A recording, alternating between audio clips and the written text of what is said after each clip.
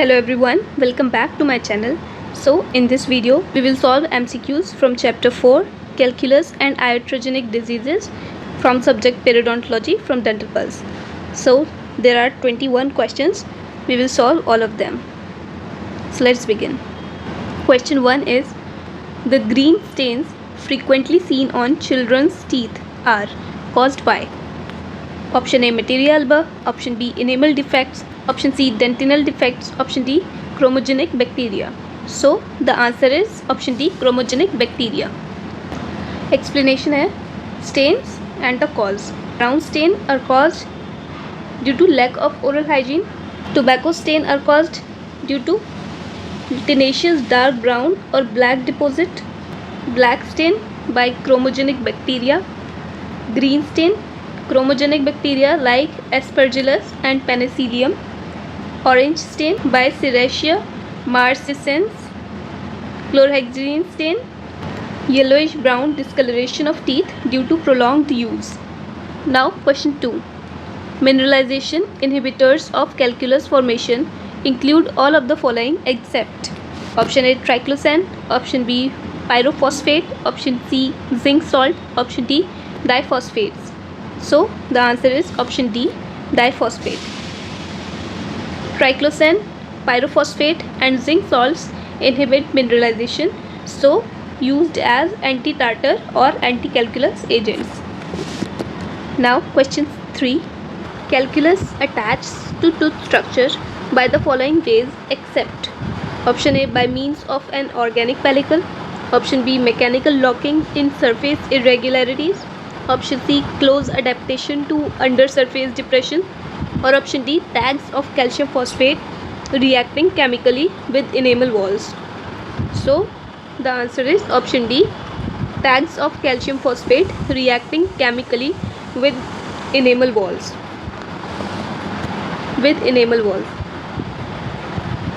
Now methods of attachment of calculus to tooth by means of organic pellicle, mechanical interlocking in surface irregularities and close adaptation to undersurface depressions.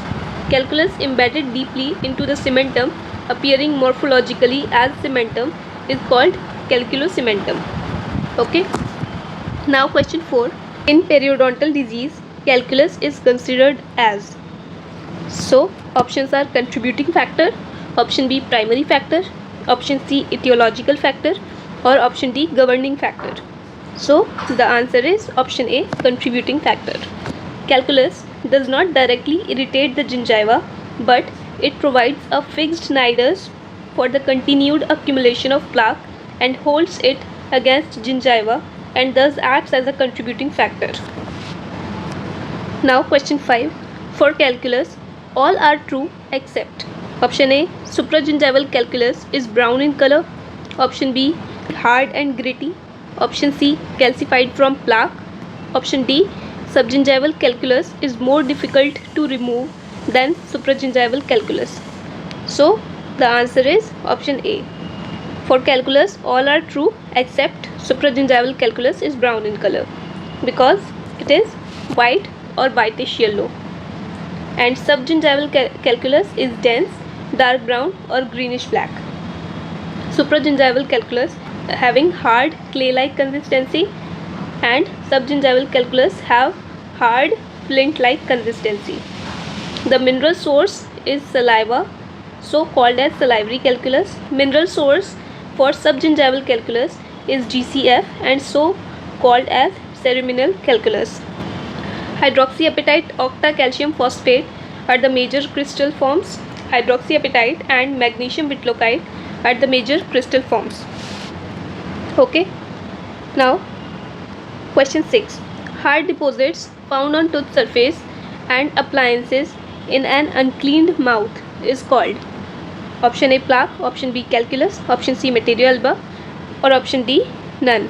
So the answer is calculus because all are deposits, but if we talk about hard deposit then the answer is calculus. Question 7. A white soft sticky deposit on tooth surface. So options are materia alba, option B linear alba, option C plaque, option D calculus. So the answer is Option A, Materia alba. Now question 8. The yellowish white soft sticky deposit loosely adherent present on tooth surface is option A, Materia alba, option B, food debris, option C, plaque, option D, calculus. So the answer is option A, Materia alba. Explanation है pellicle is salivary glycoprotein with no bacteria. Plaque is the biofilm that is tenaciously attached with abundant bacteria and shows regular internal pattern. Materia alba is yellow or white soft sticky deposit consisting of bacteria but does not contain the regular internal pattern. So another question is asked. Materia alba is a white cheese-like accumulation, lack organized structure, is easily displaced by water spray, or all of the above. So the answer is all of the above. Now question 9. Materia alba. Option A, lacks microorganisms. Option B, has an irritating effect on gingiva. Option C, has a regular internal pattern. Option D, is only salivary protein and food debris. So the answer is option B, has an irritating effect on gingiva. The irritating effect of Materia alba on the gingiva is caused by the bacteria and their products. Okay. Question 10. Which of the following is true in case of AIDS patient? So option A, acute pain. Option B, diffuse red lesion of the attached gingiva. Option C, gingiva covered with pseudomembrane. Option D, gingival itching. So the answer is option B, diffuse red lesion of the attached gingiva. Explanation है the periodontal lesions seen in HIV infected patients are linear gingival erythema or HIV gingivitis. The erythematous easily bleeding gingiva may be limited to marginal gingiva or may diffuse extending into attached gingiva. Necrotizing ulcerative gingivitis and necrotizing ulcerative periodontitis or HIV periodontitis. Okay. Now question 11. Lateral food impaction occurs mainly due to option A, uneven alteration of occlusal surface. Option B, open proximal contact. Option C, open gingival embrasure, or option D, all of the above. So its answer is option C, open gingival embrasure. Okay. Factors causing vertical food impaction are uneven occlusal wear, opening of the contact point, improperly constructed restorations. Okay. The cusp that tend to forcibly wedge food into the interproximal space or interproximal embrasures are known as plunger cusp. Distolingual cusp of upper second molar is commonest plunger cusp. Lateral pressure from the lips, cheeks and tongue may force food interproximally. This is called as lateral food impaction. So vertical food impaction and lateral food impaction. This is more likely to occur when the gingival embrasure is enlarged by tissue destruction in periodontal disease. Okay. Now question 12. In AIDS patients, occurrence of severe and acute periodontal disease are due to option A, reduced number of T cells. Option B, release of lymphokines. Option C, cytotoxic reaction. Option D, all of the above. So the answer is all of the above. That is reduced number of T cells, release of lymphokines and cytotoxic reaction. CD4 positive T lymphocyte levels less than 200 per mm³ are definitive for AIDS and indicate severe immunodeficiency. Now question 13. Predominant inorganic component of supragingival calculus is. So options are magnesium phosphate, option B, calcium carbonate, option C, calcium phosphate, option D, carbon dioxide. So the answer is option C, calcium phosphate. The inorganic content of supragingival calculus, which constitute about 70 to 90%, include calcium phosphate, which is 75.9%, calcium carbonate 3.1% and magnesium phosphate in traces. Okay. Now question 14. The gingiva in a patient of HIV is similar to the gingiva in option A, lichen planus, option B, anug, option C, acute gingivitis, or option D, chronic gingivitis? So the answer is Anug. Now question 15. A patient has chelosis, angular stomatitis, glossitis, red itching eyes. The periodontal surgery that was performed 1 week ago has not healed properly. Deficiency of which of the following vitamin is most likely? Option A, thiamine. Option B, riboflavin.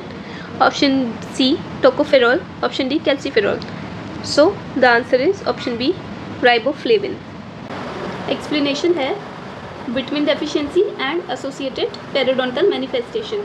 So if there is vitamin A deficiency, then hyperkeratosis, hyperplasia of gingiva, increased pocket formation can be seen. If vitamin D deficiency, then osteoclastic resorption of alveolar bone can be seen.